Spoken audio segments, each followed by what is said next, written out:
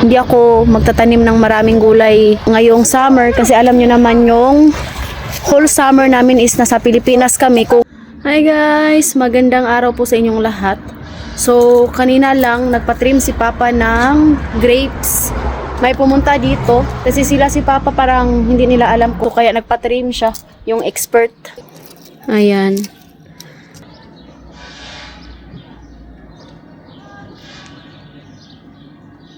Sobrang kalmado ngayon ang weather.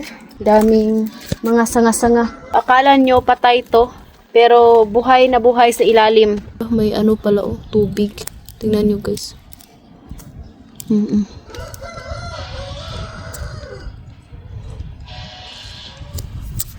Lumalaki na yung bulaklak ni Mama dito.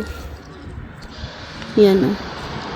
Maganda pala tong bulaklak na to kasi nga pagdating ng winter na mamatay to tapos sumisibol pagdating ng spring. Unlike sa ibang bulaklak ni Mama na kailangan niyang kunin yung mga seeds kapag autumn para magtanim ulit. Nakalinya to dito. Si Mama kasi mahilig siya magtanim-tanim ng mga bulaklak. Tingnan nyo, tumubo na yung aking asparagus. Ito, bali marami to dito eh. Tapos update ko na rin kayo dito sa greenhouse ni Bianan. Tinanggal niya ni Papa. Doon sa garden ko, kung natatandaan nyo yan, yung garden ko ba, parang kalahati lang yata yung taniman ko kasi nga hindi ako magtatanim ng maraming gulay ngayong summer kasi alam nyo naman yung whole summer namin is nasa Pilipinas kami. Kung matuloy ang pag-uwi namin sa Pilipinas, hindi pa namin sure kasi nga meron na nga kaming ticket pero yung gira doon is hindi pa tapos. So kung matuloy kami, konti lang yung gulay na itatanim ko. Siguro mga sitaw lang kasi si Mama gustong-gusto niya yung sitaw natin. So kaya yun lang yung itatanim ko at saka kamote. Yan. Di. Mama, don't let me there, mommy. Don't let me there.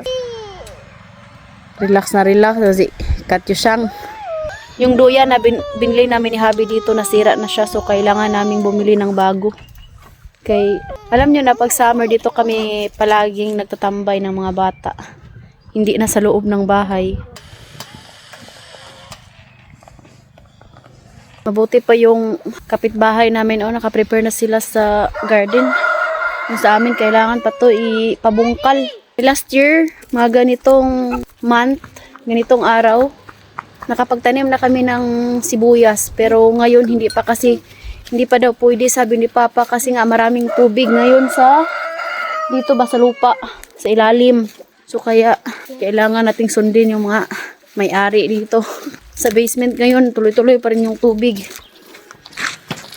So, kung makikita nyo nung autumn, grabe sobrang puno dito ng kahoy. Ayan. Ngayon natapos na yung winter, yan na lang yung natira. Ayan. Yung sobra, gagamitin na naman namin next winter. And kailangan na namin bumili ng kahoy. Hindi pa tapos ang summer. Nag-order na yan sila ng kahoy. Kay sabi nila, pakamura daw kami. Kasi nga kapag mismong winter daw kami bibili, sobrang mahal na yan guys. So kaya mautak din yung mga biyanan ko. Discarded talaga dito kasi nga alam nyo na guys. Chicken. Ay, dito siya. Kunin ni Katyusya yung itlog. How many egg?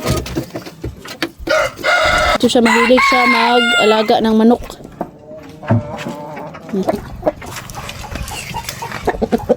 Pag wala si Mama dito, siya yung tagapakain.